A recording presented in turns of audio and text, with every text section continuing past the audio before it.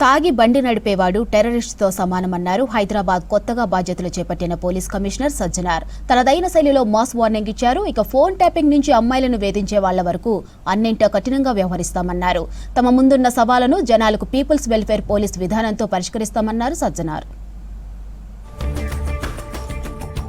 హైదరాబాద్ కొత్త police boss CP Sajjanar కీలక వ్యాఖ్యలు చేశారు. ఛార్జ్ తీసుకున్న ఫస్ట్ డేనే తన విజన్ ఏంటో చెప్పారు. అందరి కోఆపరేషన్తో విజయవంతంగా బాధ్యతలు నిర్వర్తిస్తానని చెప్పారు. టీం వర్క్కు మారుపేరుగా హైదరాబాద్ కమిషనరేట్ నిలిచిందని ప్రశంసించారు. ఇప్పటి వరకు జరిగిన అన్ని పండుగలలో ఎలాంటి అవాంఛనీయ సంఘటనలు లేకుండా నిర్వహించామని చెప్పారు. హైదరాబాద్ పోలీసులు సెన్సేషనల్ కేసులు ఛేదించారన్నారు సిపి.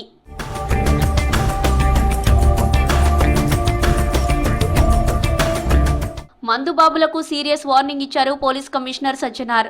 తాగి డ్రైవింగ్ చేసి ప్రమాదాలకు కారణమయ్యేవారు టెర్రరిస్టులతో సమానమన్నారు.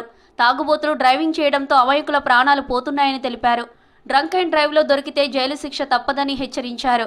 విద్యార్థులు మైనర్లు తాగి వాహనం నడిపి బంగారు భవిష్యత్తు నాశనం చేసుకోవద్దని సూచించారు.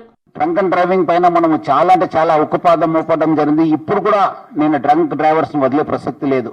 ఎక్కడైనా మా దృష్టికి వస్తే because they are all equivalent to road ఇది ఒక road terrorism. They are all equivalent to terrorist అంతే. ఇంకా వాళ్ళు తాగిన మట్లు ఎవరిని చంపుతారో తెలియదు, వాళ్ళు చచ్చిపోతారో తెలియదు, ఏమవుతారో అనేది కూడా తెలియదు. వాళ్ళు ఎంతో మంది ఫ్యామిలీస్ నష్టపోయినారు ఈ డ్రంక్ డ్రైవింగ్ వల్ల. వాళ్ళ సొంతంగా కూడా నష్టపోతారు. వాళ్ళు రోడ్ ఎక్కితే అవుతుంది. ఇట్స్ లైక్ సూసైడ్ బాంబర్ అని అంతే.